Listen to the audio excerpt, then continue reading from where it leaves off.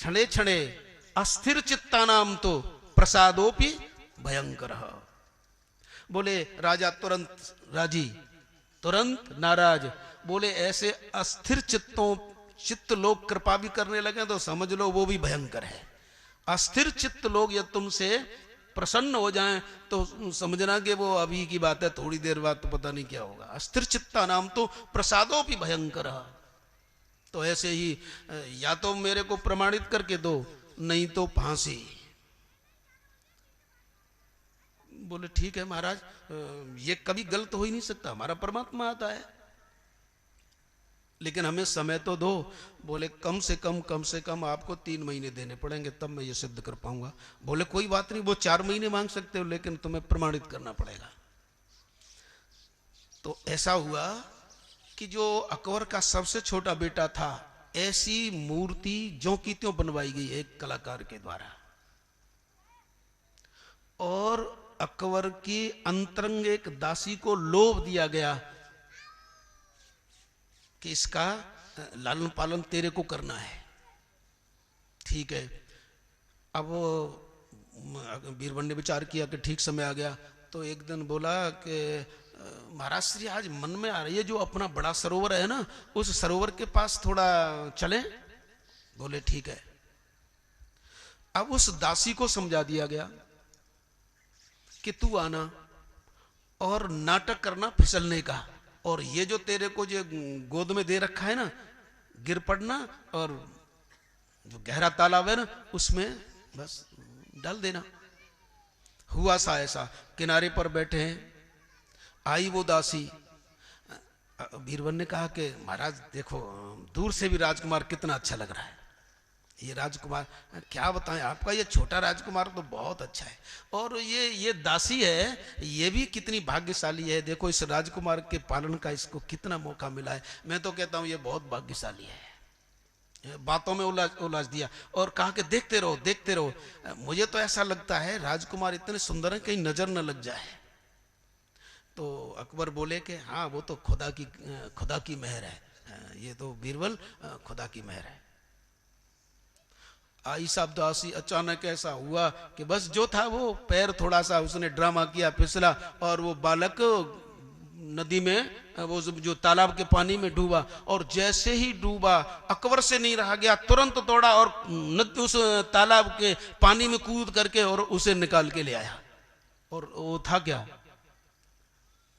बोले बीरबल ये क्या है? बोले क्यों महाराज, सी बात क्या है? बोले ये क्या ड्रामा है? बोले क्यों? बोले ये क्या हुआ?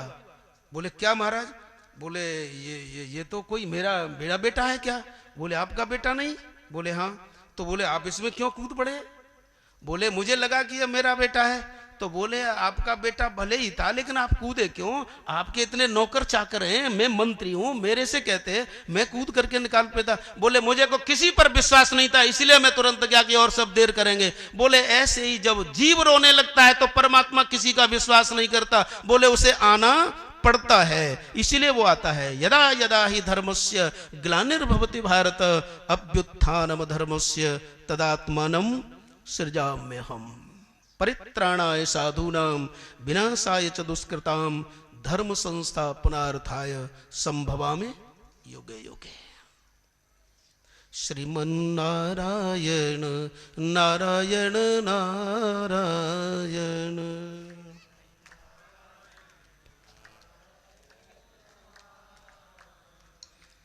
भजमन्नारायण नारायण नारायण।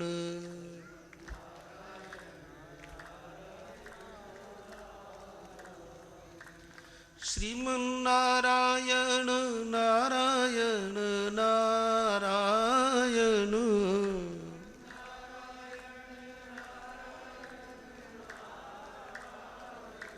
श्रीमन्नारायण नारायण नारायण।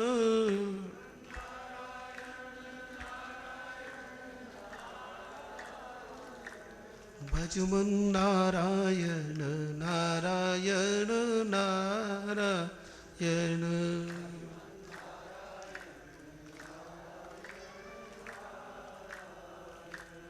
भज मन नारायण नारायण नारायण।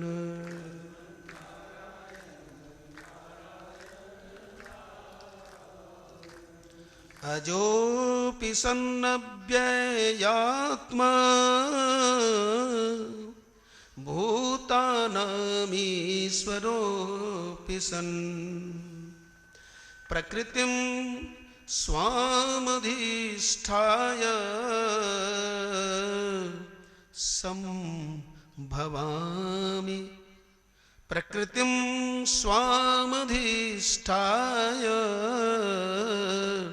संभवामि आत्ममायया संभवामि आत्ममायया भूतानामीश्वरोऽपि सन्।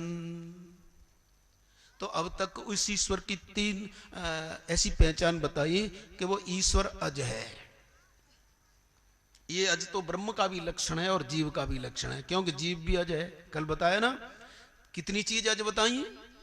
4। देखो ये है ना, अब चल रही है क्लास ठीक, देखो याद है सबको।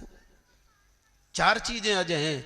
एक तो परमात्मा अज है, दूसरा जीवात्मा अज है, तीसरा ये पद अज है, परमात्मा का पद, पदमव्ययम तत्, पद अज है, और तीसरा ये जो दिखाई देने वाला प्रपंच अज है।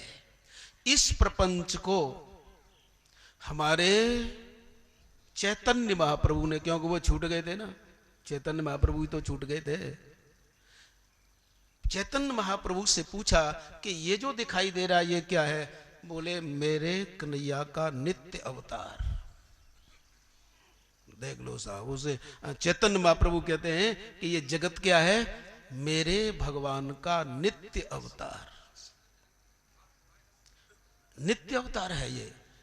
इसलिए तुलसी बाबा कहते हैं, हे चैतन्य महाप्रभु, ये जगत आप ईश्वर का नित्य अवतार बोलते हैं, तो आपके इस नित्य अवतार जगत को सिय राम मैं सब जग जानी, करहूं प्रणाम जोर जुग पानी।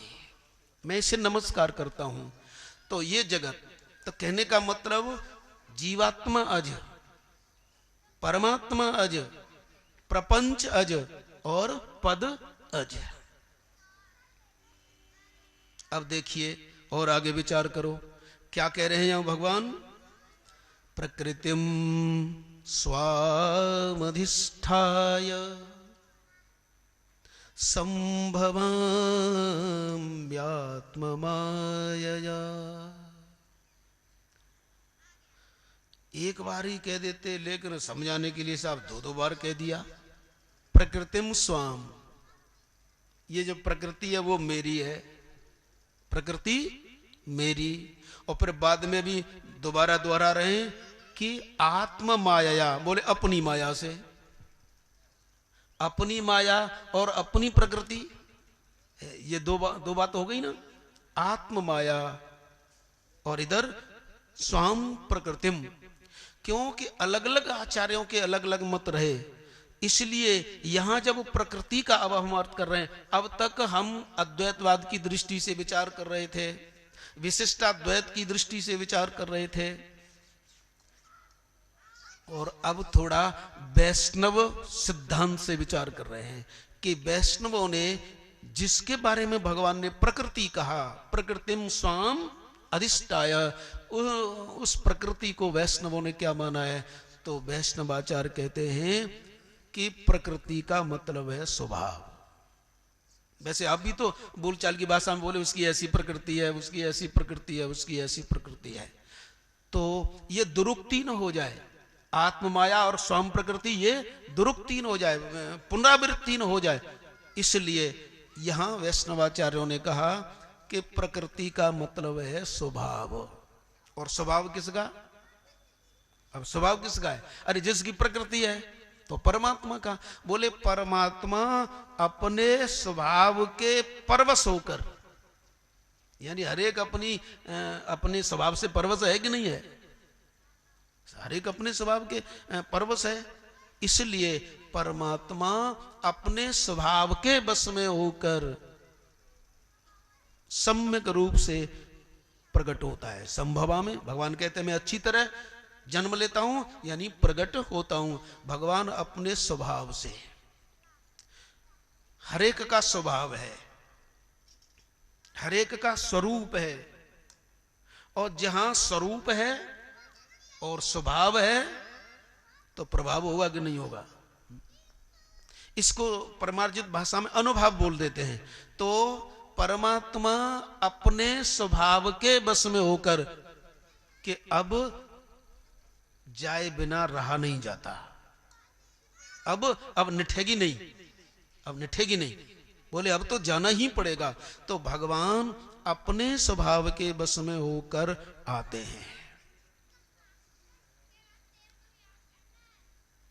अच्छा, भगवान का वैसे हम बहुत लक्षण कर रहे हैं, शास्त्र बहुत लक्षण कर रहे हैं, लेकिन परमात्मा वास्तव में सलक्षण है कि अलक्षण है? कहते तो सब हैं जरूर। जैसे आकाश में मच्छर भी उड़ता है, आकाश में गरुड़ भी उड़ते हैं, और दोनों कहां उड़ रहे हैं? आकाश। चाहे बोलो दोनों सही बोल रहे हैं कि गलत? दोनों ही सही हैं और दोनों ही गलत हैं, लेकिन दोनों को सही माना परमात्मा ने। यानी गरुड़ ने भी माप करके दिखाया कि आकाश 1000 मीटर, मच्छर ने कहा कि आकाश 10 मीटर। दोनों ही अपनी अपनी सामर्थ्य से उसमें उड़ान भर रहे हैं मापने के लिए।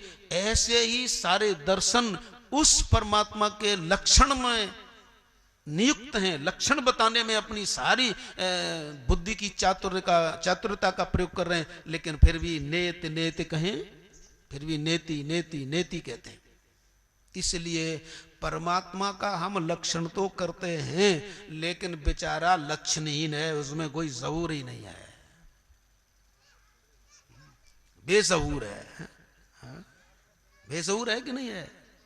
उसमें कोई शऊर ही नहीं है। मक्खन खाए तो टपक पड़ता है, यशोदा मैया को फिर होठ साफ करने पड़ते हैं, है ना बेशऊर। और यदि आप शास्त्र के दार्शनिक दृष्टिकोण से उस परमात्मा का लक्षण लगाओ तो लग जाएगा, वहां लगेगा? नहीं लगेगा।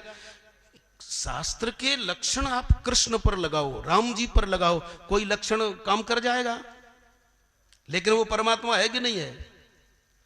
तो सारे लक्षण लगाते हैं लोग कि परमात्मा ऐसा है, ऐसा है, ऐसा है, ऐसा है, लेकिन नेति कहें वेद। बोले तुम कहते हो ठीक है, तुम कहते हो ठीक है, लेकिन सारा गलत। अरे झूठे का क्या लक्षण करोगे साहब? यशोदा मैया कहे कि मिट्टी खाई, बोले ना खाई, और दाऊ कहे खाई कि बोले खाई। इस झूठे का क्या लक्षण करोगे? और यदि आप हंसी न माने तो गीता में भगवान कहते हैं सद सच्चा हम अर्जुन मैं सत भी हूं और असत भी हूं, न सत हूं न असत हूं, इन सब से ऊपर भी हूं। तो इसका क्या लक्षण करोगे? लेकिन गरुड़ और मच्छर जैसे अपनी सामर्थ्य से उड़ते हैं, वैसे ही सारे भक्त, सारे ज्ञानी, सारे विचारक अपने इन अंगों का साफल्य प्राप्त करने के लिए उसके लिए बात कहते हैं, नहीं तो उसका कोई लक्षण नहीं है। परमात्मा अलक्षण है।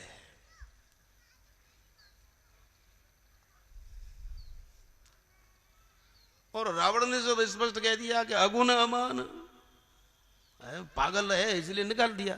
अगुण अमान जानते पिता दीन, कोई लक्षण ही नहीं है, राज्य करने का लक्षण ही नहीं होगा उसमें कोई, वो वैसा ही होगा।